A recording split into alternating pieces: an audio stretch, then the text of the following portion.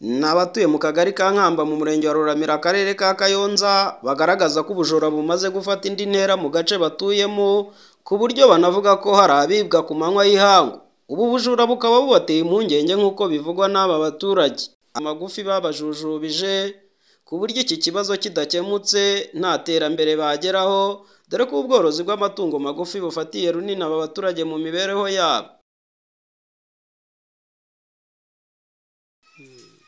Jewe leta ivuga ngo nidushyire amatungo yacu mu ntuza mu bikoni niho hanze. Je aho kugira ngo ashyire hanze nzayarara hejuru kuko aya ngaya niyo mbeshejeho, niho nkura mituweli, niho nkura ikimbeshaho. Ariyo yakagombye kugutangira mituweli kiba ari ikibazo. Icyemezo cyo kujya bararana n'amatungo yabo aho barara, nubwo ubuyobozi budahwema kuyihanangiriza bubabuza kurarana n'aya matungo, ndetse nabo ubwabo ngo bazi ko bishobora kubagiraho ingaruka mu buzima bwabo, gusa ngo bafashe icyemezo cyo gukomeza kurarana nayo kugira ngo atibwa na bene ngango. Ntabwo byarimba bakayigutsindaho, nuko niko turiho. Dusanga n'inzu bazimena, hari igihe usanga ufite udushyimbo mu nzu bakinguye ukigenda bakatujyana, iyo hene yari iziritse nka hano uyisize ugasanga bayijyanye. Twashyize mu nzu kandi leta nayo itabishaka, ariko noneho twazishyize mu nzu byananiranye kuziraza mu bikoni. Iyo nzu yo haruguru yari ihene ziraramo, kandi bakatwaka mituweli, bakatwaka amafaranga y'ibintu y'ibikorwa bya leta ishaka, kandi niho tuyakura ni kuri ako gahene.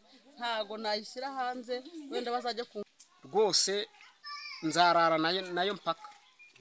Rwose nkubwiza ukuri kuko abajura barogeye, ntabwo azaza kunkurira ihene atoroye, kandi ihene yaramvunye kugeza na n'isaha.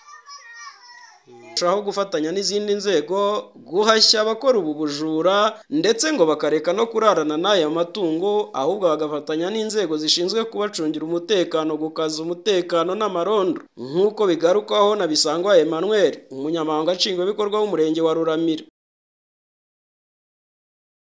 Hirya no hino mu ntara y'Uburasirazuba mu bice abararana n'amatungo n'ubundi biba ari igikorwa kitari cyiza, tubabwira yuko atari wo muti wo gukemura ikibazo.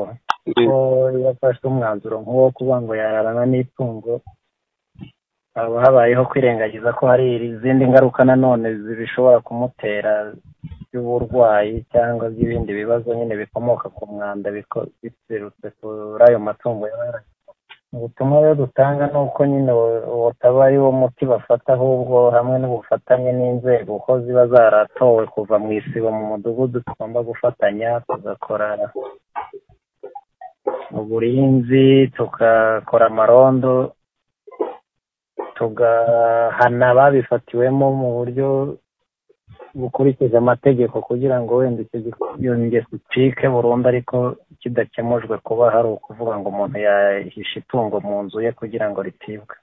Abaturage bakunze gutaka kudindizwa mu iterambere n'abajura babiba amatungo yabo. Iki kibazo kikaba gikunze kugarukwaho mu itangazamakuru, abaturage bavuga yuko bakunzwe kwiba n'abajura bigajemo insoresore zitagira icyo zikora, ngo kandi zimwe muri zo zigaragara mu tubari dutandukanye. Justin Ngabonziza, ATV, Iruramira mu karere ka Kayonza.